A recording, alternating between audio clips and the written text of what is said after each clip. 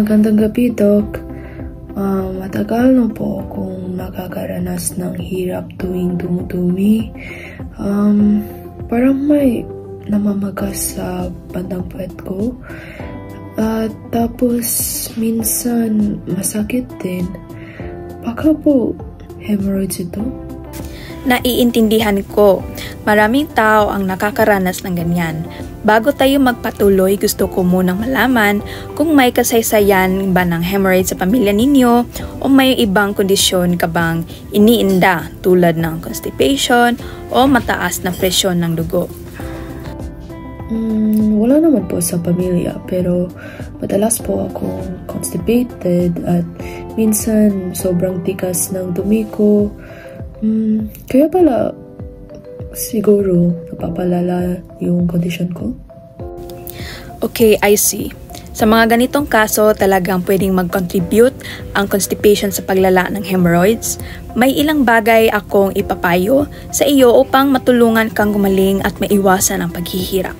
So, ano po ba ang mga kailangan kong gawin, Doc? Okay, so una, kailangan mong baguhin ang iyong diet. Dapat mas maraming fiber ang kinakain mo. Ang mga pagkaing mataas sa fiber ay makakatulong sa pagpapalambot ng dumi at pagpapabilis ng digestion. Kabilang dito ang mga prutas, gulay, whole grains at mga beans. Okay to. Ano pa po? Iwasan mo ang mga pagkaing mataba, maaalat at mga processed foods. Ang mga ito ay maaaring magpataas ng pressure sa iyong tiyan at magpapalala ng kondisyon ng hemorrhoids. Gayun din, iwasan mo ang caffeine at alcohol dahil nakakapag-dehydrate ito at nakapapalala ng constipation. Ganun po ba? Ano po ang ibang pwede gawin? Mahalaga rin ang regular na pag-ehersisyo. Kahit ang simpleng paglalakad araw-araw ay nakakatulong para maging regular ang iyong bowel movement. So, iwasan ang matagal na pag-upo, lalo na sa toilet.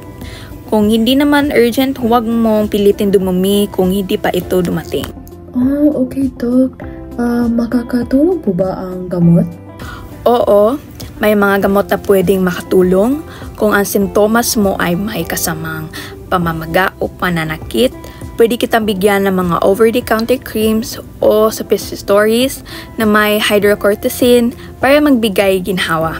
May mga laxatives din na pwedeng mapagaan ang constipation, pero dapat ay inumin mo ito ng hindi palagian. Sige po. Salamat po, Doc. Gagawin ko po ang mga payo niyo. Walang anuman. Kung patuloy ang iyong sintomas o lalala pa, mag-follow up tayo agad. Huwag kalimutang kumain ng maraming fiber at uminom ng maraming tubig. Kung may ibang tanong, nandito lang ako. Mag-ingat ka palagi. Sige, salamat po, Doc. Mag-ingat po kayo.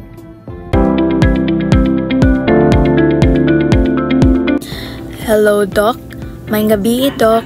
So karon ang akong purpose nga nang nakikonsult ko nimo karon kay sige ga-atake ang ako ang hubak. Labi na kung tugnaw ang panahon o kung mag-exercise ko.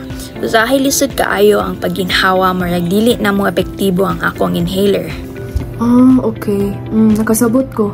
Ang kuan manggod ang mga atake sa hubak kasagaran tungod sa triggers sa masatugnaw, nga panahon or mga allergy or exercise. So, para malikayan ang mga atake, kinahanglan nato nga i-manage ang imong lifestyle ug environment. Unsa man ang pwede nang kong buhaton para malikayan ang mga atake, Doc?